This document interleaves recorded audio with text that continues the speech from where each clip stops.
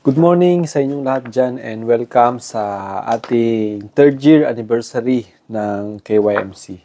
So ako nga pala si Brother Gabriel or Kuya Gab na tumatayong leader ng KYMC.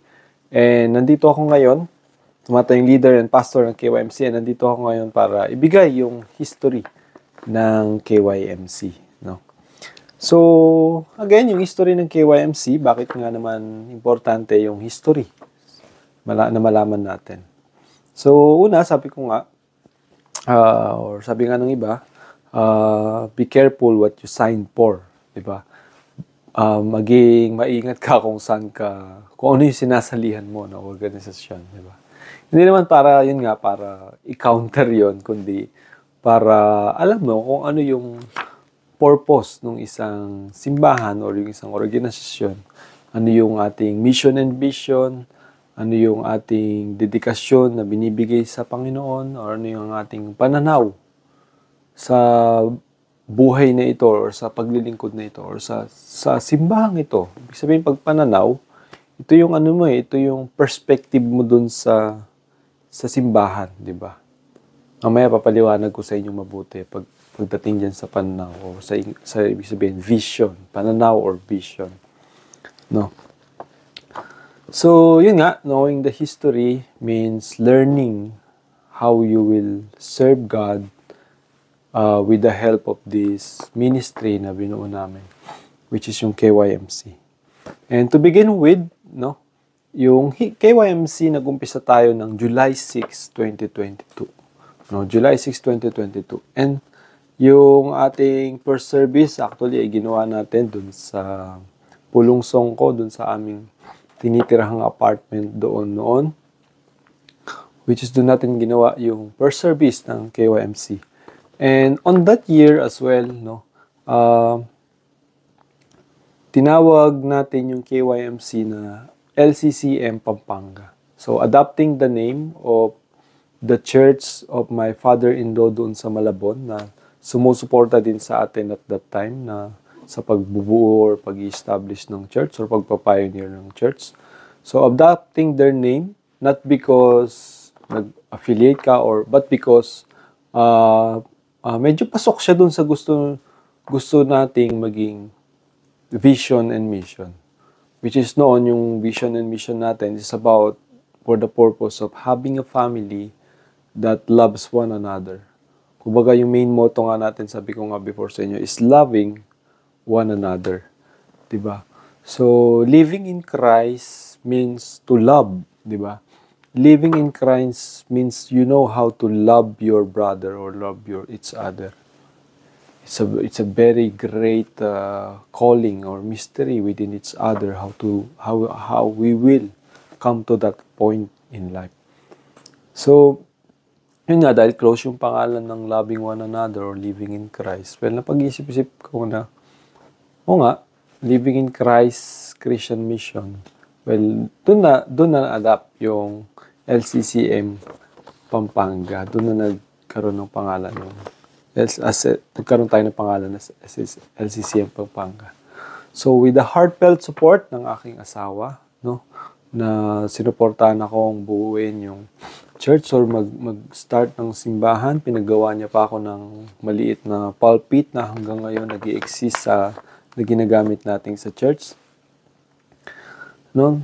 And with the heartfelt support din ng mga kabataan na sinamahan kami sa pag-start ng simbahan. Although may mga bad news na meron tayo sa ating sitwasyon noon. Pero KYMC or LCCM became the start. No? Became the renewal or the new beginning ng ating paglilingkod sa Panginoon. And from that day onwards, starts the mission and vision ng KYMC, yung pagbuo ng KYMC. No? And on the process, syempre, hindi naman parang instant on the first day pa lang. Meron ka ng mission and vision, meron ka ng SEC registration, meron ka ng lahat ng kailangan na meron ka bago ka nagbuo. From that day onwards, from that day forward, begins everything, you know, diba? And So yun, July 6, 2022, tinawag tayo, we adopt the name LCCM. And along the journey, we encountered many people. And yun nga, habang tumatagal, we realize, and sabi ko nga sa asawa ko, I have a dream, no? Meron akong pangarap, no? Kung yung pangarap ko na yun yung purpose ni Lord sa buhay ko. And I don't think na yung pangarap na yun is something na masasabi kong selfish na pangarap, na parang pangarap mo lang ba or paano naman yung pangarap ng iba. I don't think that's a selfish dream. I think it's a dream where yung lahat magkakaisa, no? Na si Lord mismo yung bumuo nun, and given na yung ating pangarap is to establish that kind of church family, diba? To establish that kind of church family that loves one another. Although mahirap, diba? Madami tayong pinagdaan ng mga ups and downs sa buhay, mga hindi pagkakaintindihan, mga quarrel, mga maraming usapan, diba? Na natuto tayo, na nag-grow tayo, na hanggang ngayon or hanggang kamakailang araw lang, patuloy tayong natututo sa binibigay ng Diyos sa atin.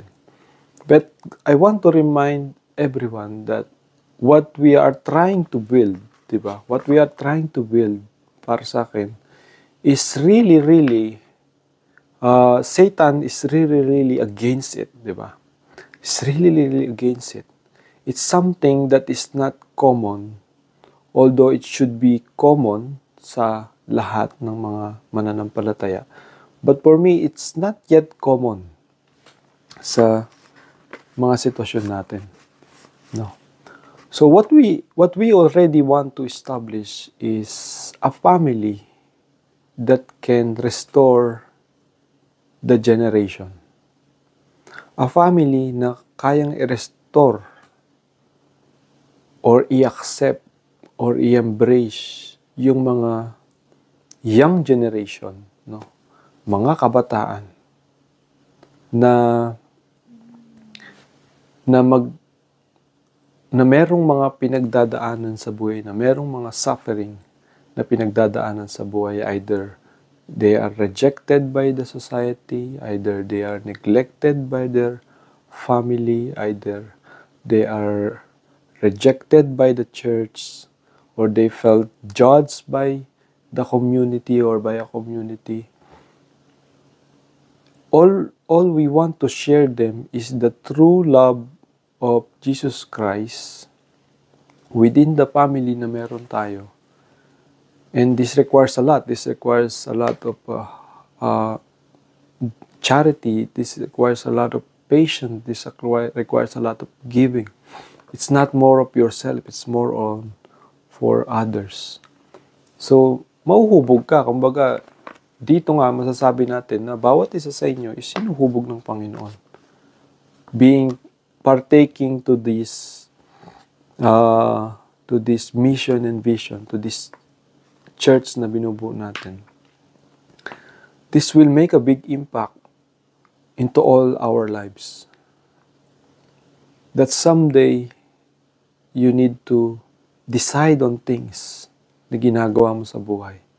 It's either, kuya, pwede na lang bang maging church member na lang ko? Yung sisipot ka dyan, na-attend ka, mag-worship, uuwi ka. Or, you will also lend your hand, extend your hand to restore someone else's life. To dedicate your life, to lay your life for others' sake or for others' restoration. And it's hard.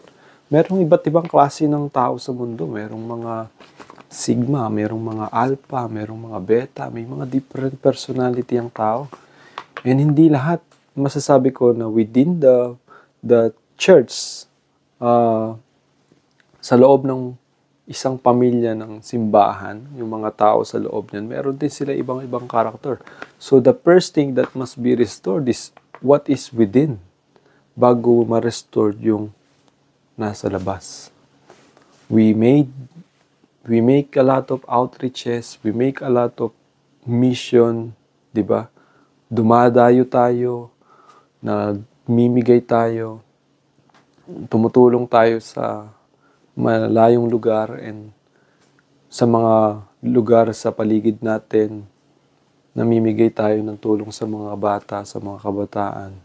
But that's not yet the deepest part of this ministry. That part are all just training, are all just beginning of what we really want to do, di ba? Sabi ko nga sa inyo noon, ang pangarap ko magkaroon ng lupa, magkaroon ng simbahan, and magkaroon ng maliliit na kubol or kubo na in sometimes kung meron ka makitang, halimbawa, isang taong gusto niyang kahit papaano layuan muna yung mundo na ginagalawan niya, di ba? Para magkaroon muna ng refreshment sa mundo na ginagalawan niya. Ilalagay natin siya doon. Kayo-kayo yung magko-comfort sa kanya. Share natin siya ng Word of God. Re-restore natin yung buhay niya. And then, he can return or she can return to that place kung saan siya naroon. Kumbaga, hindi mo naman siya tatanggalin doon sa buhay niya. Bibigyan mo lang siya ng pagkakataong huminga. Bibigyan mo din siya ng strength na nagmumula sa Panginoong Diyos. Which is coming from your faith, which is coming from your devotion sa Panginoon, from your commitment dun sa ginagawa natin. Kaya sabi ko kanina, that is the vision. Yun yung pananaw. Parang, wait, teka, nagbago yung pananaw ko sa mundo. Parang ang church ba is about having lots of theological knowledge or having a lot of doctrine? Yes, it will be helpful, but this is about also sharing the love of Jesus Christ, sharing the gospel of this love, because that is the main problem in the society. That is the main issue sa mundo ngayon. Maraming kabataan, hindi naman sila naghahanap ng malalim na theology. Naghahanap sila ng comfort or yung pag-ibig ni Jesus Christ sa pamamagitan ng mga mananampalataya na nakaranas ng pag-ibig na yun. So, what I'm saying really as well, we're not trying to become perfect people. Tatandaan nyo din yan. We're not trying to become perfect people. For sure, pwede ipaisip sa atin ni Satan, we're trying to become perfect beings or perfect people who follow God perfectly in all the law and all the policies and everything. Although, ginagawa natin yun for the sake of prayer. Sabi nga ng Bible, for the sake of prayer, live righteously. Live peacefully among each other, di ba? For the sake of prayer. Kasi bakit? Kapag meron kang kinupkup na tao, tapos wala ka man ng prayer dun sa taong yon, wala ka man ng kakayahang mag-pray, tapos ikaw marami kang offense, marami kang sin na nagagawa, how can you pray to that person? How can you rebuke the devil that is affecting or destroying that person's life? So you need to change yourself first. You need to follow these things. But again, I'm going back. Hindi tayo dito nag-build ng isang perfect na mga tao sa loob ng simbahan. We ourselves are to recognize that within us there is no perfection. But we only embrace the imperfection of everybody. Kumbaga, we begin within. Nagsimula tayo sa atin. And again, yun nga, being a youth or giving this kind of love to the young generation doesn't mean the youth word doesn't mean only these children may be below 18 years old. What I'm saying about the youth is those who are become victim of their young age, di ba? Kahit pinsan mga tumanda na yan ng magkatanda-tanda, there is still deep within their heart a pain in their heart. And hindi lang din yun, di ba? I want to specify this, a lot of situation in the church, a lot of situation in this world, di ba? May mga victim ng family, may mga victim ng simbahan, may mga victim ng mga different community or organization sa mundo. May mga victim ng drugs addiction, may mga victim ng sugal, may mga victim ng peer pressure ng mga kaibigan, even victim sa loob ng mga eskwelahan, o mga victim ng mga nakakatanda. Many young people suffer. And because of this, sometimes they rebel to their parents, they rebel to school, or they become addicted into something that they cannot change. Walang taong tumatanggap sa kanila, walang nagbibigay ng choice sa kanila para magbago. And they will always felt rejected until they will just choose to live the way it is, the way they do it, like the way they become addicted onto something. Di na sila aalis doon. Kasi wala naman nung bibigay ng hope. So these are the youth, these are the young generation, And sabi ko nga, pwede rin yung mga taong kagaya ng even mga pastors na nagkakaroon ng, anong tawag doon, parang nagkakaroon ng anxiety or nagkakaroon ng mabibigat na pasan-pasan sa loob ng kanilang mga simbahan. That even them, they need to be restored. They need to rest, or maybe they need to have a vacation. So it's a very, very big vision. And I don't even know, di ba? Paano establish yun? Yung lupa nga natin hanggang ngayon, hindi pa napapabakuran, hindi pa natatambakan ng lupa. Hindi ko siya mataniman, hindi ko mapatayuan ng simbahan or sarili kong tahanan, hindi ko rin matayuan. So, but I believe that because of this love na binibigay sa atin ng Panginoon, there is nothing impossible. It is not really impossible for God to give these blessings to us, as long as gagawin natin yung kalooban niya. Because it's very in line to what the scripture says, or to what Jesus Christ said as He commanded. Love one another. This is my new covenant to you. This is my new commandment unto you. Love one another as I have loved you. That's the very message of the Bible. That's the very doctrine of the Bible. The primary and most. Even the Holy Spirit was called love, the Comforter. Tinuturo ko yan lagi sa'yo. He is the Comforter. He will comfort you with the deepest love of God. He will not teach you very, very deep something like parang wisdom or knowledge lang. He will give you release. He will give you hope. He will give you a chance to be revived and to live again always. It's the power of the Holy Spirit. And yun nga, speaking of the youth, di ba? Kasama dyan yung mga, hindi nyo siguro aware, yung mga anak ng pastor. Diba, kahit yung anak ko, or yung mga anak ninyo na naglilingkod sa Diyos, balang araw, they will fall onto that same suffering, Because people are always looking for perfection. Lagi naghahanap ng tao yung perfection. Pag anak ka ng pastor, that perfect ka. Pag anak ka ng pastor, mula pagkalaki mo hanggang tumanda ka, that wala kang nagagawang mistake kahit isa. That's not grace, my friend. That is law. Kaya nire-remind ko yan lagi sa inyo, na inyong mga anak, kahit nagkakamali yan, hindi porket Christian tayo, ginagawa natin tinatry natin silang maging perfecto. They can never live under the law. Buti pa yung mga kabataan sa labas na may mga unbeliever na magulang. Pinaparanas natin yung grace sa mga anak nila. Pero yung mga anak natin mismo, baka nakakalimutan natin. They also need to understand grace by the things they do wrong. Di ba?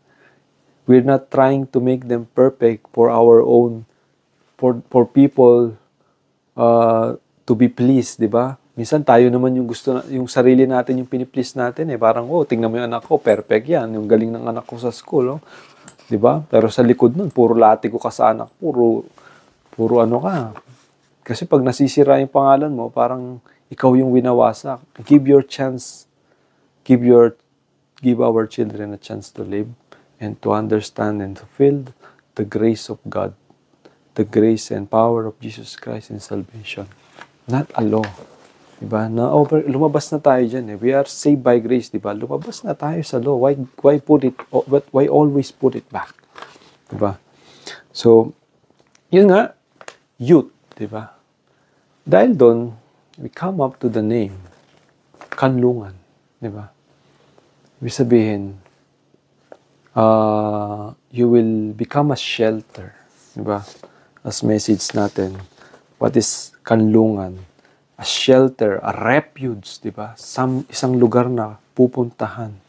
A place, something that will give you shelter, give you a chance to breathe, to hear the word of God, to be restored. So yun yung unang naging parte ng ating pangalan, which is yung kanlungan.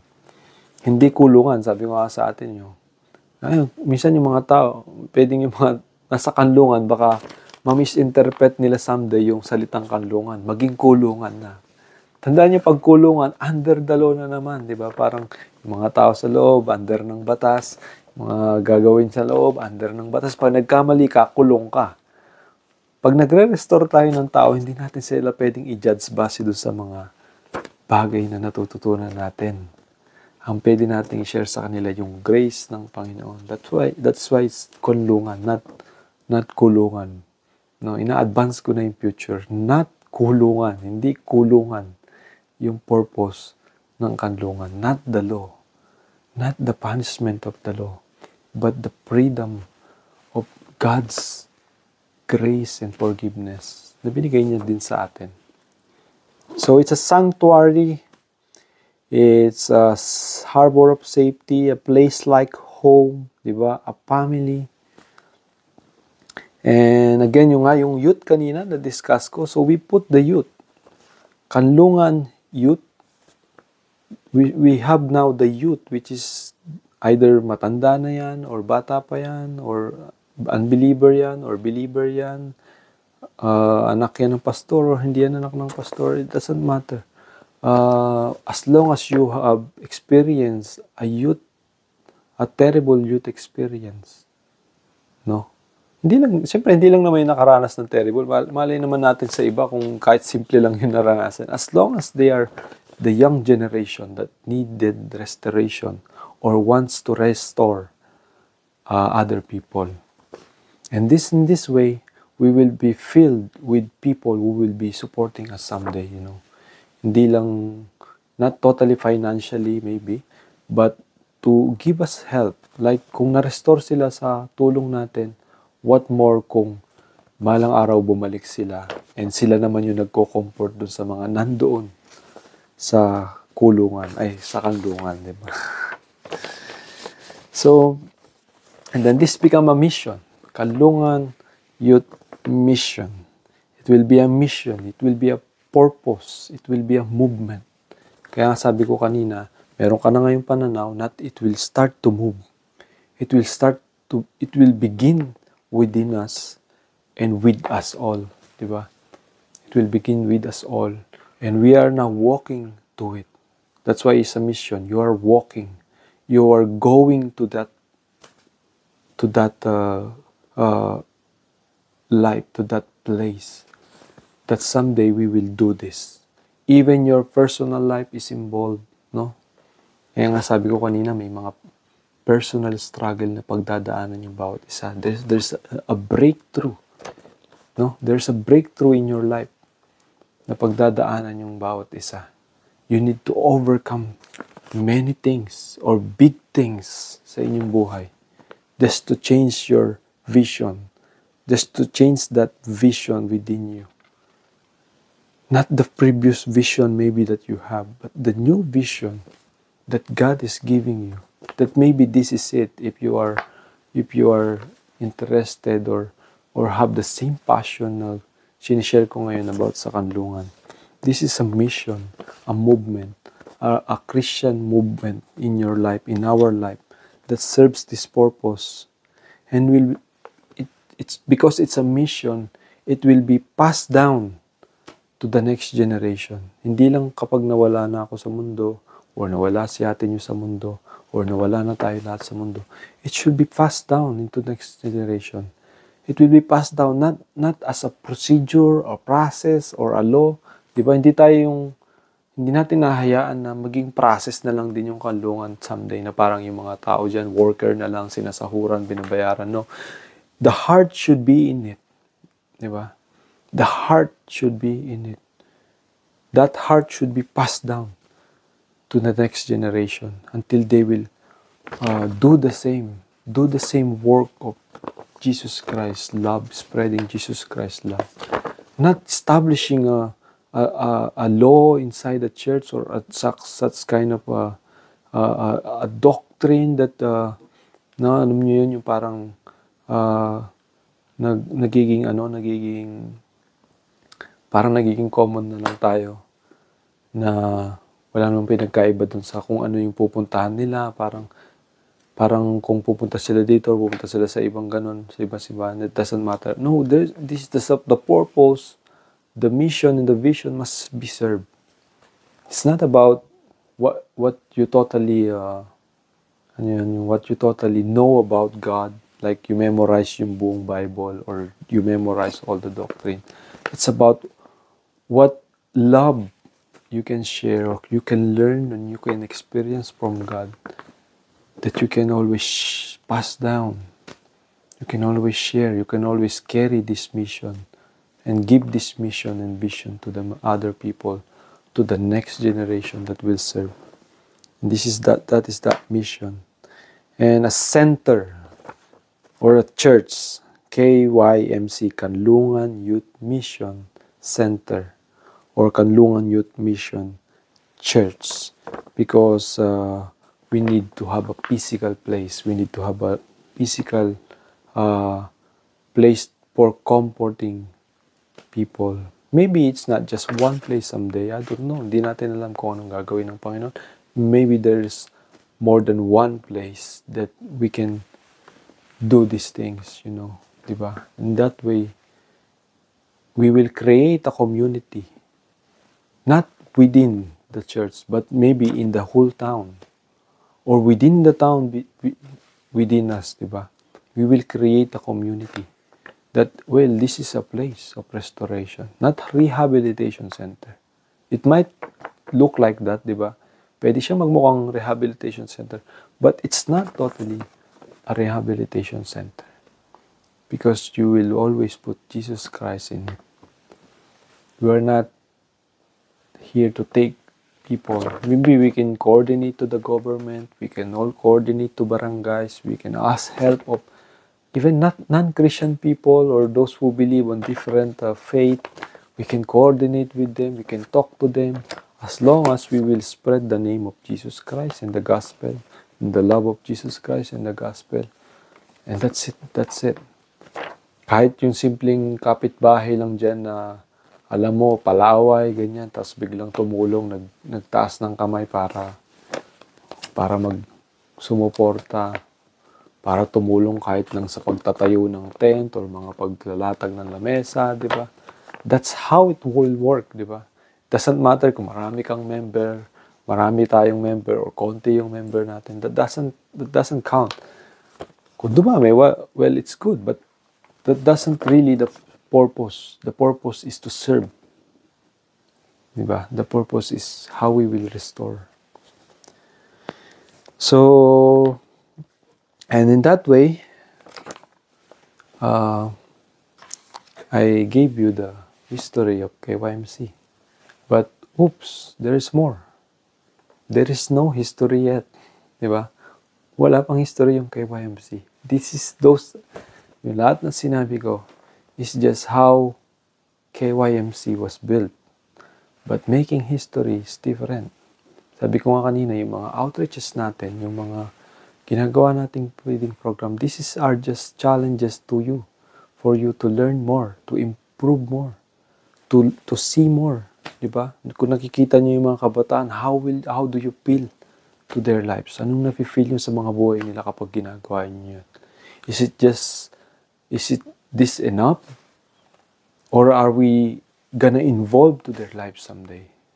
Deeper, knowing them by name. Diba? Parang sinasabi ni Jesus Christ, ng ating Panginoong Jesucristo, kung may isang tupa ang maligaw dyan, hahanapin mo. You will know him by name. Who is that sheep? Diba? And that sheep you will call him and bring him back to God. Diba? We are all hireling. Si Jesus Christ naman palagi yung nagbabalik na sa mga tupang naliligaw. But we are here to get involved to people's lives someday. And doing that, it needs a lot of patience. It needs a lot of love, diba? Training sa pag-ibig. Ano ba sabi ng 1 Corinthians 13 about love? Love is patient. You need to become patient. You need to test your patience. Gaano ka magpasensya? Inuuna mo ba yung sarili mo or kaya mo ba laging unahin yung iba? Hindi ka nag-iisip ng masama kung naagrabyado ka. This needs a lot of training, This needs a lot of testing in our lives. Yung mga pagtatalo-talo, yung mga pag-aaway-away. These are all ways God is giving us to learn and to improve. Ang importante, we overcome. Kaya nga yung sabi ko kanina, or ewan ko kung nasabi ko, what is our theme today? Diba? It's about breakthrough. It's about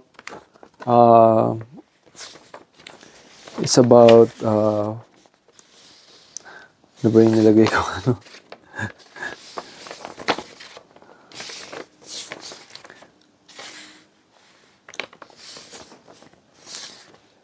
It's about, dalawa yung na-print. Yeah, it's about breakthrough or standing firm or being faithful until the end, diba? Being faithful until the end. Not because we're on the end part, but because we are beginning, diba? Faithful till the end. It means you are starting, you are at the beginning, and you need to see that vision. Dala-dala mo yung pananaw na yun, dala-dala mo yung mission na yun, up to the end.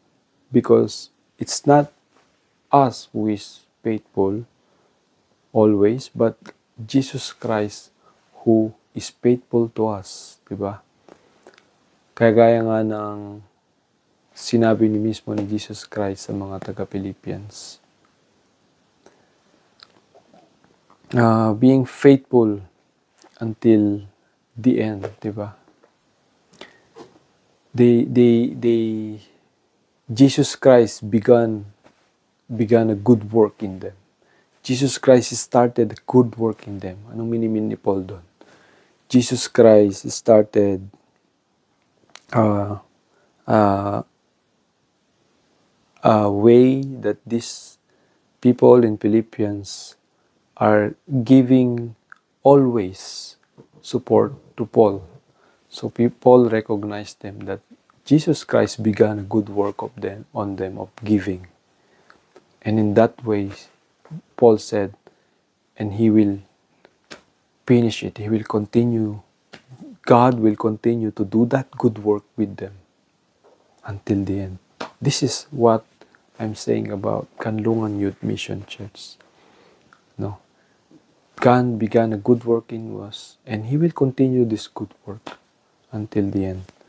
And yun, reading the mission and vision ng KYMC sa Tagalog, isang pangarap, the mission, yung vision, yung pananaw. Anong pananaw natin? Isang pangarap na tahanan para sa henerasyon, puno ng pagmamahal ni Jesus, at isang lugar na matatawag nilang pamilya. And what is the mission? Ano yung mission natin? Upang magbigay ng kapahingahan para sa mga nawawala, sa mga ulila, sa mga dayuhan, sa mga stranger. Pag sinabing dayuhan, sa mga stranger, sa mga byuda, widowed, diba? Sa mga victims na kung ano, upang maibalik sila sa lakas at pag-ibig ni Jesucristo, upang mahalin ang isa't isa bilang pamilya ng Diyos. That is our mission. And yun nga, later on, this year of 2025, itong taon na to ng 2025, noong March 7, 2025, na iparegister natin yung ating simbahan sa Security Exchange Commission ng ating government, yung SEC. So, we are officially registered sa SEC as an organization or church organization na nagsusimula. So, yung nga sabi ko kanina, wala pang history. So, we are now beginning this history. And God is beginning this history by inputting all of these things sa ating mga puso and molding us and training us until hopefully everybody will hold on, everybody will have a breakthrough in their life. No, kahit ano pang breakthrough yan, magkaroon kayo ng breakthrough and serve the purpose of the Lord. Regardless naman kung nasan tayo, you are always part of the KYMC as long as you are carrying that mission and vision. You are serving that mission and vision, or simply saying, you are serving on giving Jesus Christ's love to anybody with all your life lay down for other people, just as Jesus Christ laid down His life for our salvation. And again, yun lang yung aking may share na history ng KYMC. Hopefully, marami kayong natutunan at na paalalahanan ko kayo about sa history nitong KYMC. And nawa makaisa namin kayo palagi ni atin yun ng pananaw sa bagay na ito. So sa mga hindi pa nakakalam nito, this is a very, very good information para sa inyong lahat. Maraming salamat and God bless sa inyong lahat dyan. Nawa kahit wala ako, maging masaya kayo dyan sa ating anniversary. Be happy, enjoy having one another, live peacefully with one another, love one another. And hinihiling ko, alagaan niyo yung ating bisita, si Pastor Jason. Very welcome po kayo sa aming simbahan sa KYMC. Di ko po sure kung alam niyo na wala ako dyan. And yun nga, I'm here ngayon sa London, nagtatrabaho para sa ikatataguyod ng simbahan. So, hopefully yun, salamat po sa inyong pagdating at pagsuporta sa amin. And hopefully, yun nga, sobrang haba ng time na kinonsume ko. And sana may time pa rin kayo para sa mga message. And makinig kayo mabuti, supportahan nyo si Pastor Jason sa kanyang pagbabahagi ng salita ng Panginoon after nitong history. Maraming salamat and God bless you sa inyong lahat. I miss you all and miss ko na kayong lahat, especially yung aking asawa na pinakamaganda. Amen. At saka yung aking anak na pinakapogi. Hello. Okay, God bless and bye-bye.